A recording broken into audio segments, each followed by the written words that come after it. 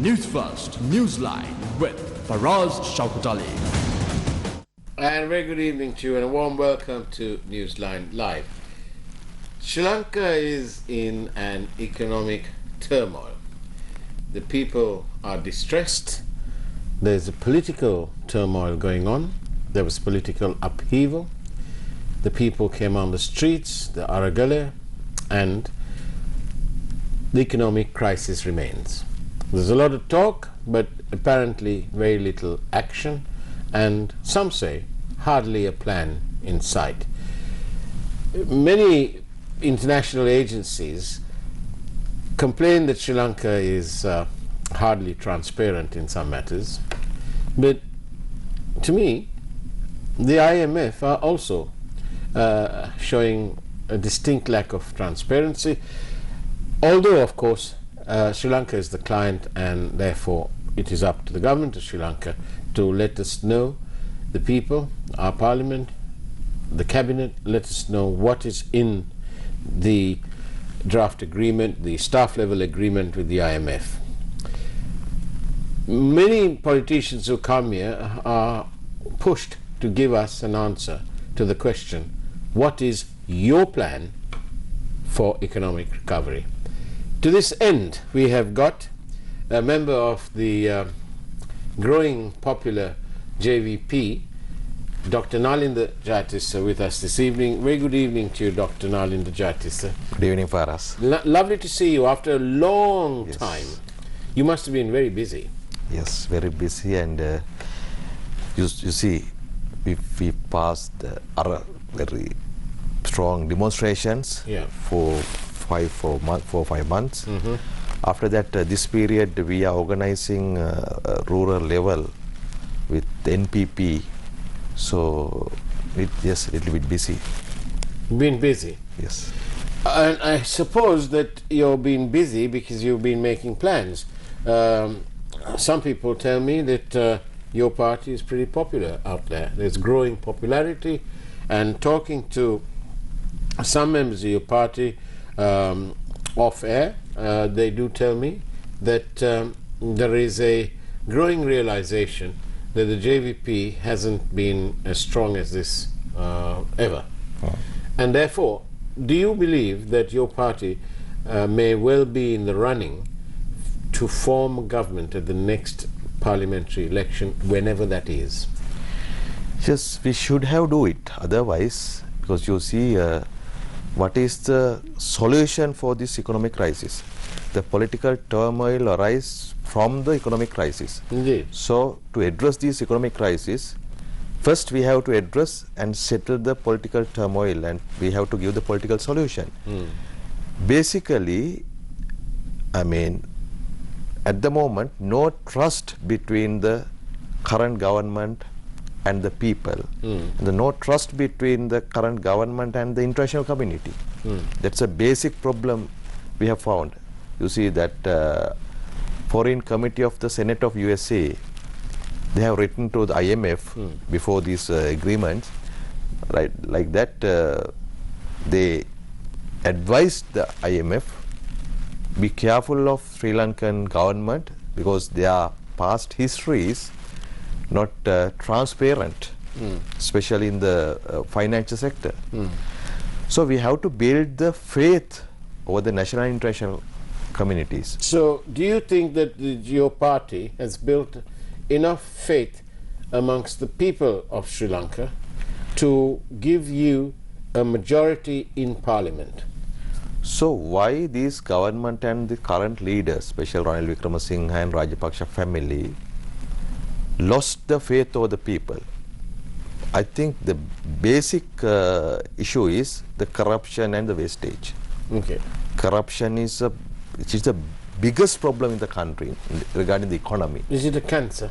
Yes, cancer. It's spreading all over the economic sector. As a doctor, you know that Yes. we have no cure yet for cancer. And I can take one example that you know, in one source we received nearly 6 to 7 billion US dollars per year from the work remittance. For expatriate workers. Yes. Yeah. Now it has reduced up to 3 billion or 3.5 billion. Right. It is not the reason for of the COVID. Let me say that in 2021 January, we received $675 million amidst the COVID. In February 2021, it was 580. In March 612, April 519, May 460. So basically, it was between 450 and 650. Right. So per month, to address the fuel need, fuel, gas, and the call for electric generation, and essential drugs, we need only nearly $500 or $550 million per month. So it came earlier without, I mean, despite of the government or the political situation in the country, the expatriates, they send money. Yeah. Now at the moment, they are sending money not through the banks. That's a problem. The rupees came to their homes, but we need dollars. Yeah. This is the main and very important source to getting dollars. Right. But now they are not sending. You see, in June and July last year, $1 received only 202 or 203 rupees. Yeah. At that moment, there was an argument that the amount they received on few. Yeah. It's okay. It's true. But now, private and state sector banks, they are giving nearly 350, 60 or 70 rupees per dollar. Now, it's not the matter. The expatriates, they are not sending money. They are asking why we are sending money to the country through the banks, because these rulers, the governments, are stealing their money. That's the problem. That's why we demand, or we insist to new political culture. We have to change it. Right. So you agree that the public may well choose your party. In that case, what is your? You've just said it. We need around $500 million for our recurrent expenditure for ongoing. That's without paying any of the loans. Yes. And servicing the loans, the debt, which we are not paying at the moment. So what is your plan for economic recovery? Anyway, how do you get the 500 million? Right. Anyway, I have to tell you that the solution is not simple one. Okay. Because for last 7 decades, our economic policy went downwards. So it's not to the forward. So we need planned, integrated plan to the economy. We believe, NPP believes that the integration should be among the economy, political culture, as well as the foreign service. This basically there are 3 pillars on this economic recovery. For the economy, we need a national plan for the economy. Yeah. It should have, this plan should have short-term, middle-term and long-term strategies, right? In politically, that's why I say we need a transparent, responsible political culture. We have to introduce it. And in diplomatic level, we have to maintain the good diplomatic policy, non-aligned policy. We have to work with all countries, especially with USA, Europe, as well the China and Russia, Japan. So every country, because we are in a very important strategical location we situated. Yeah. So we have to maintain non-aligned diplomatic policy. So with all 3 sectors, we have to integrate it well, and step by step we can develop, we can recover the economy. Now, are you saying, I hear what you're saying, as indeed our viewers do, but Dr. Nalinda Jayatissa, you know, kids are fainting in school. Yes. Kids are leaving home to go to school without breakfast, without so much as a glass of milk.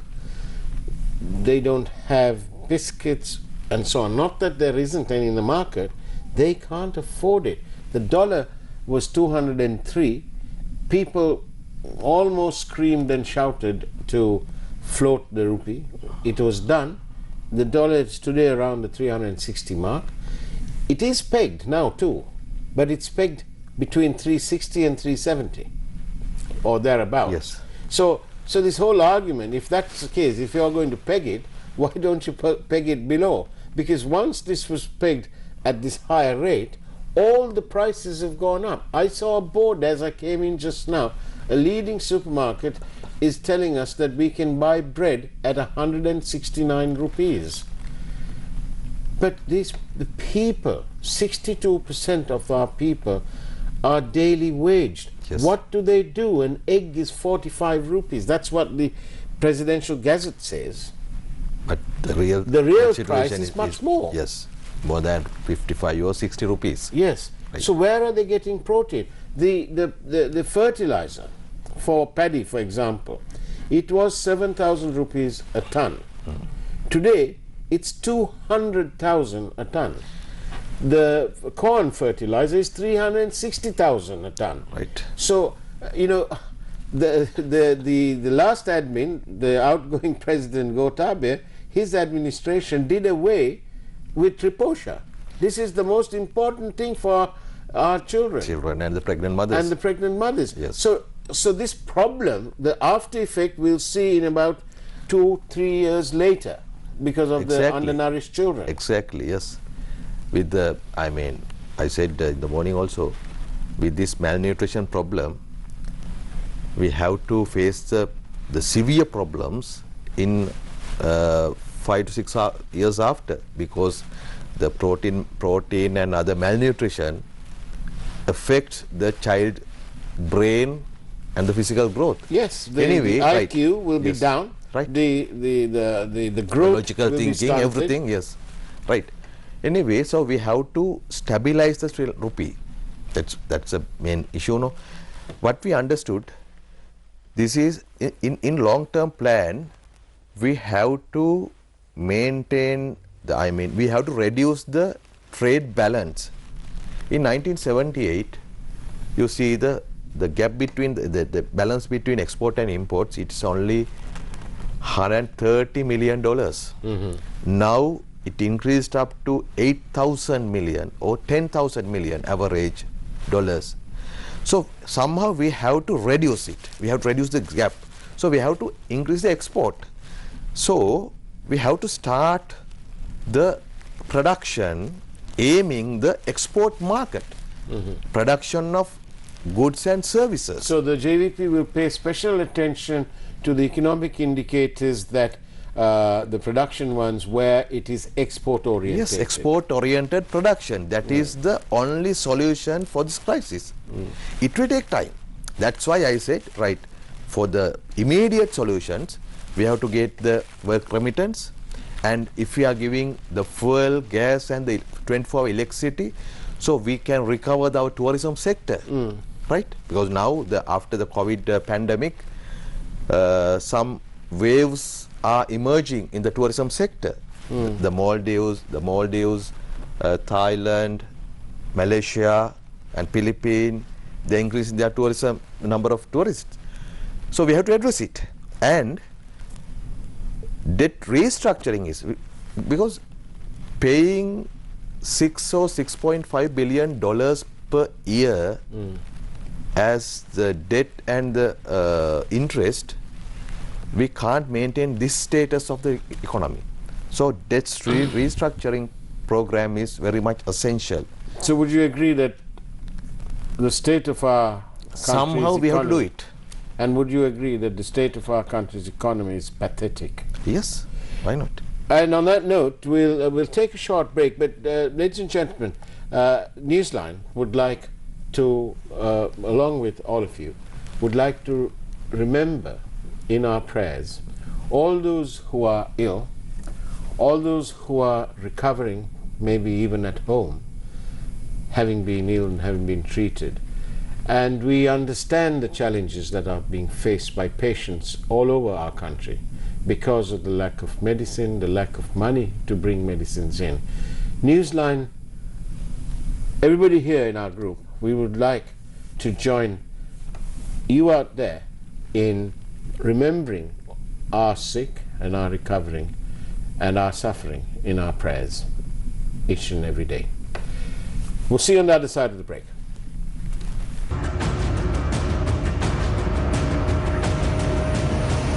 Newsfirst, Newsline with Faraz Shaukat Ali. And welcome back to Newsline Live. I'm in conversation with the JVP's representative today, Dr. Nalinda Jayatissa. Thank you very much for your questions. I'm going to read out, Dr. Jayatissa, I'm going to read out a couple of these here. I'll read them out and then you can give us your reply. So far, we hear the JVP complaining about everyone, but they do not explain where their wealth comes from, nor how they will turn around the country. What is their plan? Another one. During the Parliamentary rule, the JVP had a protest taking place nearly every day. The students missed many days of university due to that. They, the JVP, are against private universities. So how can they hope to run a government? I do hope and pray that my comments will be read out. I've read it out. How does AD explain his wealth?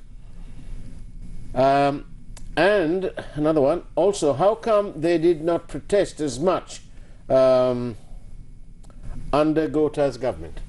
I had to translate that because somebody's missed their glasses. But you have three, there you go, you have three questions. Yes, basically three questions. Anyway, the third one is about the AKD's wealth. Yes. If anyone can prove about his wealth, what they are talking about, the house in Ireland, property in Ireland, and so forth. So are these all lies? Lies. Complete lies. Complete lies. So we are submitting our asset declarations to the speaker annually. No, but that's almost nonsense because okay. Because I can buy it, but I can't discuss it. Right. So anyone can, I mean, why don't complain. But why don't you make it public? Some of these MPs, they did it. Harsha, Eran Wickramaratne, and a few of this. We can do it, no problem. So why don't you do it? Would you like to put it on my website? But the issue is, we know some corrupt politicians. Yeah. How they make these asset declarations. Right. Right. It's not genuine. But you can auditing, start. right? We always saying that auditing is not. I mean, it's not the. We have to do investigations. Yeah. Auditing is not enough, right? Anyway, the second issue is with the private universities. Yeah. Right. Our policies for primary and secondary education. Yeah. We have to maintain the education by the state. Otherwise, we have to fulfill the equal entrance to the education. Okay. But tertiary education, I mean the universities, campus, higher education level, right? We agree to running the education sector system with the private sector with the very strict supervision by the government, because finally the government should take the responsibility about the degree, the quality, standards, everything, and the cost of fee. Okay. Everything. Okay. So we have only. So you welcome, in short, you welcome private universities and tertiary education centers subject to intense scrutiny. Yes, as an example, Yeah. we need at least 15 medical colleges to the country. Yeah. Yeah, right. So far we have 10 or 11, but to start next 4 or 5 medical colleges, It will cost 600 million or 800 million rupees per college. Okay. At the moment, we can't afford solely by the government, only by the government. That's why we can request from the private sector. You can just give them a license and ask them to do it. No, our strategy is we have to start the state and private partnership. That's public-private partnership. Public-private partnership. That's how we can take the responsibility from the government. So strict supervision by the government. But the government doesn't need to be a stakeholder because we have no money. Why should the government spend money on these things? No, you can still maintain the control, but get the private people to pay for it. We can control by several ways, by the entrance, by UGC, everything. But to establish the good control, we think that we have to put portion from the treasury. Let's say 2,000 million rupees per the private medical college and 600 from the private sector. It's okay. We can negotiate it, right? So some state enterprises, institutions, we are ready to go with the private sector, and some with as the cooperative system. And without the private sector, without foreign investment, we can't achieve this goal. The export-oriented production, we can't achieve it with only support of the government. So we have to go there. We have to go with the private sector. So you will encourage, you will welcome private sector involvement. Private sector involvement as well the foreign investment. If we are running a corruption-free or minimize corruption governing system, we can ask the foreign investors to come here and invest. Let me say, we have only the average investment to the country is nearly $800 million per year. But for Vietnam, it is around $16,000 million per year. They passed their history. They fought with USA and France for 30 years. They had 30-year war, same as like us. But investors are going on. We killed each other. Yes. Who are the main investors to Vietnam? China, Taiwan, South Korea, France, and USA. That is not the party which run the government. That is the policy of the government. Policy means the corrupt, free environment. We have to give the faith over the But don't you agree, investors yes, about their profit and the security of the investment? It's a super point because it came to me towards my last question. Why doesn't the JVP support and actively campaign for a law to control political donations or election campaigning, whatever you want to call it? But in Singapore it's called the Political Donations Act. Many countries in the world, including the US and the United Kingdom, most countries have this. Yes. Why don't you all push for that? Right, it's good, but it's one part. But it's, to me, it's the most important part. Right, it may because be. Ministers can't ask for money then. Maybe, but the culture, environment, habit is more essential, important than the rules. Right? We will introduce some laws. Simultaneously, we have to defeat, first thing is that we have to defeat these corrupted elements. Look, in the last few days, the US Attorney General is taking the former president and members of his family to court. They're suing him for some infringement of some of their laws, or the alleged infringement. Do you think that this country will ever have a day when we can actually take action? Again, we have some sort of law, a constitution, I suppose, but anyway, it's a law. You can't take action against the president while he's the president. Okay, fine. But after that, have we ever seen, will we ever see this? You know, Najib Razak has gone to jail. Yes. 12 years. Yeah. Or whatever it is he got. Most of the Prime Minister, Right. President of South Korea. Yes. 4 Yeah. presidents of South Korea. Yes. When is Sri Lanka going to have such a thing? I don't say that it has to be a president. How about starting with a minister? Right. From the first day of NPP government, Yeah. you can see the difference.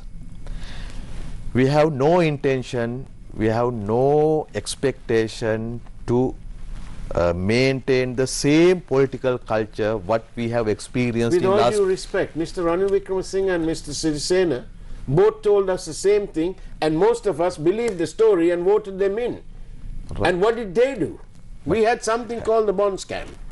But now you can understand why the Pohottuwa people voted Ranil Wickremesinghe and make him as the president. So he is the one, not he, that Yahapalana government protected the wrongdoers. That's the problem. They have the mandate, they have enough laws in the parliament, but they didn't want to do it because anyone who involved the corruptions never punish the other culprits. That's a common thing. There's several questions about, for example, somebody's saying about the Dr. Neville Fernando Hospital. Yeah. And they're blaming it on your party. Due to the Why? JVP, a fine teaching hospital bit the dust. Did you all protest against that? No, it's now by this tripartite agreement. It's under the government. It's owned by the government. Yes, owned by government at the period of Health Minister Raj So tell me, as the JVP, are you all we are not against private hospitals, right? The private dispensaries or the international schools or private schools, but you're against the teaching hospital. which one?